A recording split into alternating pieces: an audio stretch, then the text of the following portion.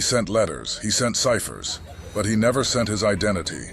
The year was 1968, and the idyllic calm of Northern California was about to be shattered by a killer who would become one of the most notorious in American history. December 20th, 1968. Lake Herman Road, Benicia, California. High school sweethearts Betty Lou Jensen and David Faraday were on their first date. They visited Lake Herman Road, also popular for being a lover's lane. Their night ended in horror when they were ambushed by an unknown assailant. At around 11:15 p.m., local resident Stella Borges and her son were driving down the isolated Lake Herman Road when they came across a disturbing scene. David Faraday was shot in the head at close range. He was still alive when officers arrived, but died before reaching the hospital. Betty Lou Jensen was discovered further away from the car, around 28 feet from where David lay. Attempted to flee, but was shot multiple times in the back as she ran. Detective Les Lundblad led the investigation, but the lack of physical evidence frustrated police efforts. There was one bullet hole that penetrated one of the windows of the car. Was this a stray bullet, or was this one of the bullets that hit the victim and went on through? This could be a stray bullet or a warning bullet of some sort that we can't connect it with the bodies, but it's the same type of shell. Do you have any idea what the possible motive might be for this killing? We have no motive at this time. July 4th, 1969. Blue Rock Springs Park, Vallejo, California. Just a few months after the first murders, another couple was targeted. Darlene Farron and Michael Mageau were sitting in a parked car, a few miles away from the first crime scene. Just before midnight, a car pulled up behind them. A few minutes later, the driver got out, approached their car, and began firing through the passenger window without warning. Darlene was hit several times and died at the scene. She sustained at least 5 bullet wounds to her body, but Michael survived despite severe injuries.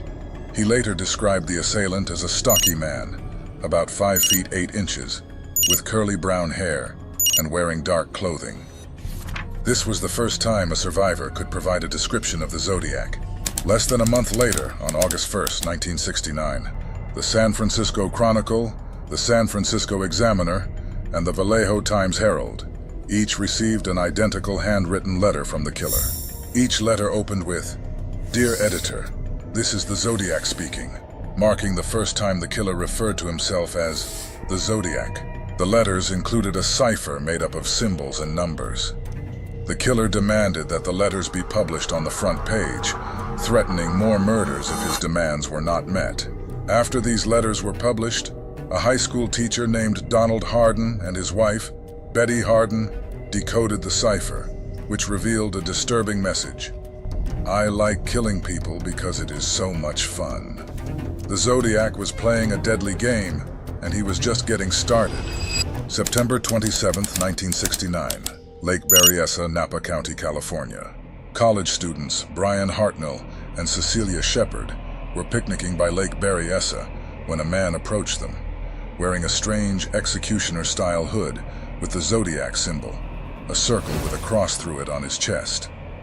He tied them up and then brutally stabbed them both multiple times.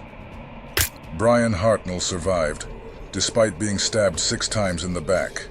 The real concern that I have is that he doesn't do this again. I'd like to see some people save this experience. Cecilia Shepard had been stabbed 10 times in the back and abdomen and was barely alive when help arrived. She was rushed to the hospital but died 2 days later. Park Ranger Dennis Land was the first to arrive at the crime scene after being alerted by the fisherman. One of the worst things I ever witnessed, for no reason at all. Just a hooded man came up with a pistol drawn on him, tied him up, and then told him he had to kill him. So, Officer Dave Collins responded to a mysterious call from a phone booth in Napa, where the Zodiac calmly reported the crime and gave the exact location of the bodies. I want to report a murder. No, a double murder. They are about 2 miles above park headquarters in Lake Berryessa, and they are driving a Volkswagen Karmann Ghia. And with that, the officer asked, "Well, where are you now?" And he stated, "I did it." He even left a message on Brian Hartnell's car door, drawing the Zodiac symbol and listing the dates of his murders. October 11th, 1969. Presidio Heights, San Francisco, California. Paul Stein, a taxi driver, picked up a fare in downtown San Francisco. The passenger requested a ride to a specific address in Presidio Heights. When they arrived at the destination, the killer shot Paul Stein in the back of the head with a 9mm handgun. Several young teenagers who lived nearby witnessed the aftermath of the shooting from their window and called the police.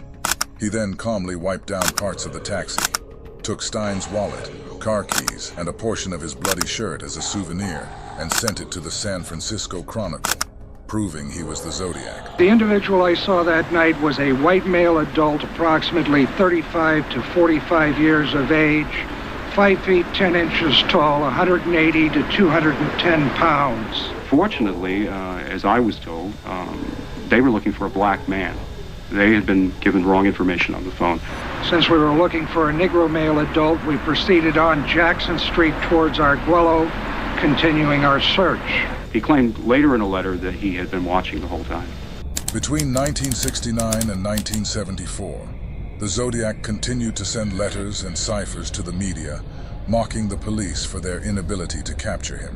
The Z340 cipher, sent in November 1969, remained unsolved until December 2020, when it was decoded by a team of codebreakers.